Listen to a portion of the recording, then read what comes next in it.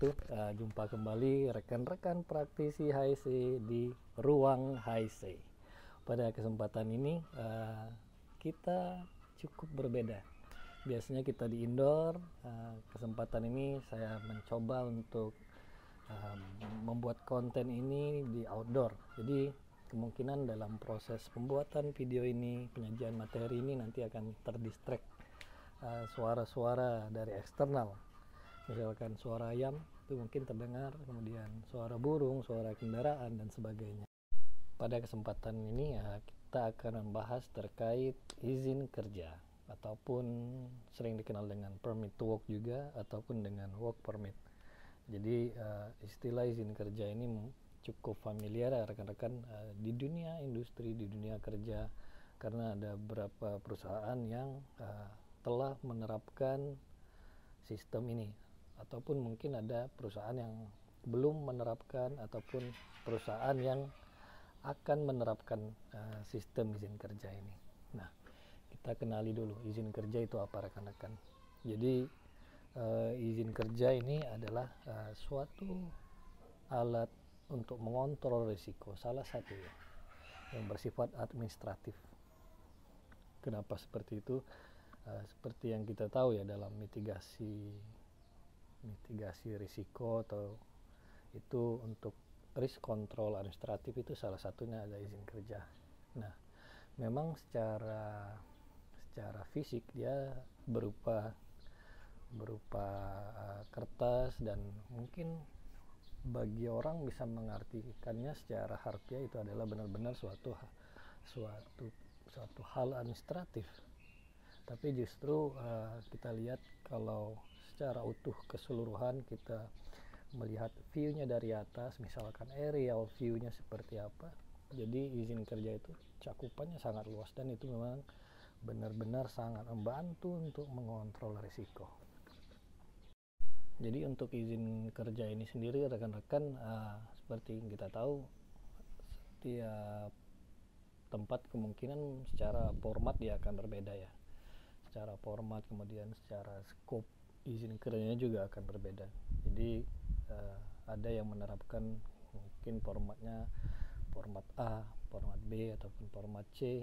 Kemudian secara scope izin kerjanya yang mana yang harus menggunakan izin kerja, manakah yang tidak perlu menggunakan izin kerja. Kemudian mungkin dia hanya menggunakan dua sistem izin kerja aja, mungkin hot work dan cold work. Jadi mereka secara pengkategorian dipisahkan seperti itu. Kemudian juga ada untuk based on risk, dia high risk dan medium risk. Sedangkan untuk yang low risk ada yang tidak menggunakannya. Nah, mungkin kita masuk ke selanjutnya untuk definisi izin kerja ya. Izin kerja itu adalah seperti dibilang di awal tadi, kita ulang kembali rekan-rekan, adalah salah satu alat ataupun media yang digunakan untuk mengontrol risiko yang bersifat administratif. Nah, sampai di situ untuk pengertian awal dari izin kerja itu. Nah, izin kerja ini digunakan untuk apa rekan-rekan? Izin kerja ini digunakan adalah untuk suatu perizinan yang digunakan untuk memulai suatu pekerjaan atau untuk salah satu persyaratan untuk memulai satu pekerjaan. Jadi dalam proses pembuatan izin kerja ini rekan-rekan mungkin cukup panjang ya. Jadi dimulai dari permohonan pengajuan izin kerja, kemudian persyaratan-persyaratan yang harus disertakan dalam mengajukan izin kerja. Misalkan persyaratannya seperti apa, di situ harus menyertakan JSA dari pekerjaan, job safety analisisnya seperti apa, kemudian harus menyertakan juga prosedur, kemudian harus menyertakan nama-nama para pekerja yang akan bekerja, kemudian sertifikat-sertifikat yang dibutuhkan terkait pekerjaan tersebut. Jadi dalam proses pengajuan izin kerja ini semua persyaratan itu harus dilengkapi. Istilahnya semua syarat-syarat, mungkin baik secara administratif untuk pekerjaan tertentu dibutuhkan sertifikat-sertifikat untuk dilampirkan dalam izin kerja. Misalkan untuk pekerjaan pengelasan, misalkan untuk di dalam stasiun untuk welder, piping, itu mereka punya sertifikat yang harus valid ya. Jadi itu harus disertakan juga di dalam sana. Kemudian juga surat keterangan sehat, ada beberapa juga yang dalam pengajuannya membutuhkan surat keterangan sehat ya rekan-rekan. Nah, dalam proses itu kan cukup panjang juga secara hierarkinya kan, pengajuan, kemudian direview sampai dengan persetujuan.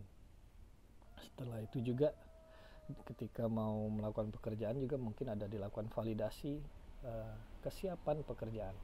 Nah, itu di lapangan biasanya akan dilakukan pemeriksaan seperti itu. Jadi dalam suatu izin kerja mungkin hanya 1 lembar atau 2 lembar, tapi prosesnya cukup panjang kalau kita dilakukan secara benar, karena itu merupakan salah satu risk control yang sangat efektif untuk mengurangi risiko. Nah, kalau kita lihat ya, prosesnya sendiri dalam pengajuan proses dibilang tadi mungkin ada review, harus menghadirkan pengawas lapangan secara langsung yang harus berada di situ untuk dilakukan interview. Si pengawas juga harus mengetahui 3T. 3T di sini mungkin kita sebut adalah pengawasnya tahu pekerjaannya, tahu bahayanya, dan tahu cara mengendalikan risikonya. Jadi secara mindset si pengawas ini memahami pekerjaan tersebut dalam sisi perspektif HSE-nya terutama ya. Nah, kemudian juga selain pemahaman terhadap 3T tersebut, si pengawas juga harus paham terhadap LSR, mungkin life saving rulesnya seperti apa, tergantung dengan pekerjaan yang mereka gunakan kan. Life saving rulesnya mungkin ada beberapa perusahaan yang mempunyai item-item yang berbeda-beda ya terkait life saving rules ini. Nah, seperti itu. Kemudian dalam pengajuan juga biasanya kepala lapangan ataupun area manager akan melakukan interview, kemudian akan memastikan semuanya telah terlengkapi dan tercukupi sebelum melakukan pekerjaan. Apa itu yang telah terlengkapi dan tercukupi? Mulai dari pemeriksaan administrasi, kemudian pemeriksaan para pekerja, kompetensinya seperti apa, persyaratan peralatannya apakah cukup memadai, kemudian sertifikat yang dilampirkan apakah masih valid dan sesuai. Nah, seperti itu yang harus dilihat semua. Kemudian juga dilakukan interview terhadap para pengawas tersebut. Interviewnya seperti apa? Biasanya kepala lapangan akan menanyakan secara detail pekerjaan tersebut. Nah, jadi terkait izin kerja ini juga rekan-rekan, setelah dilakukan validasi di lapangan tadi, kemudian terhadap kesiapan semuanya sudah siap, semuanya sudah memenuhi syarat, pekerjaan baru dimulai. Setelah itu kemudian dalam pelaksanaannya juga ada pengawasan, ada observasi terhadap pekerjaan tersebut. Jadi mulai dari awal berlangsung. Nah, kemudian di akhirnya juga si pengawas lapangan ini harus memastikan seperti apa pekerjaan, dilihat kualitinya seperti apa, kualitas pekerjaan, kemudian apakah ada masukan-masukan yang perlu ditambahkan terkait selama melakukan pekerjaan, itu juga harus dibahas ya. Jadi operator ini juga berhak ya rekan-rekan untuk melakukan penyetopan pekerjaan dengan beberapa alasan tertentu yang terkait dengan keselamatan. Itu hak yang bisa dipunyai oleh operator. Jadi operator ini bisa melakukan penyetopan pekerjaan, melakukan stop work authorization terhadap pekerjaan tersebut apabila ada terkait hal-hal kritikal yang bisa menyebabkan membahayakan keselamatan ataupun mengganggu proses produksi. Itu boleh dilakukan penundaan pekerjaan, rearrange kembali persyaratannya, apa yang kurang, apa yang harus dipenuhi kembali, kemudian apa yang harus dipersiapkan sehingga pekerjaan ini bisa berlangsung dengan aman dan selamat. Jadi seperti itu. Jadi rekan-rekan, kalau kita lihat ya, proses dari izin kerja ini sendiri bukan hanya sekedar kertas, selesai approval udah selesai kita kerja, bukan seperti itu. Jadi bukan hanya sebagai penggugur kewajiban ya, karena ada di beberapa perusahaan-perusahaan mereka menerapkan izin kerja ini sebagai suatu persyaratan. Jadi untuk yang sangat memahami izin kerja ini penting. Jadi itu bukan hanya proses di atas meja aja, di atas kertas saja, tapi whole proses mulai dari awal persiapan izin kerja, pengajuan, review, persyaratan, kemudian memastikan semua pekerjaannya kompeten, memastikan peralatan dengan baik dan sebagainya, semua siap.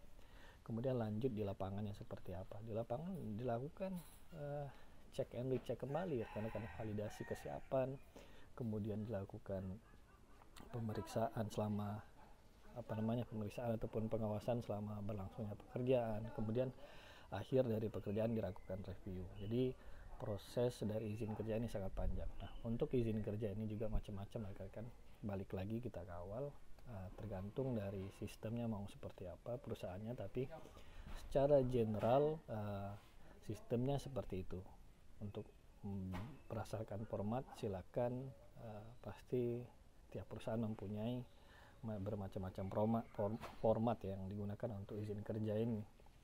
Kemudian pengkategorikan izin kerja juga pasti di setiap perusahaan sudah punya kategori masing-masing, kemudian scope of work-nya seperti itu dan seperti itu. Jadi semuanya bisa berbeda, tapi secara filosofi izin kerja yang seperti kita bahas tadi.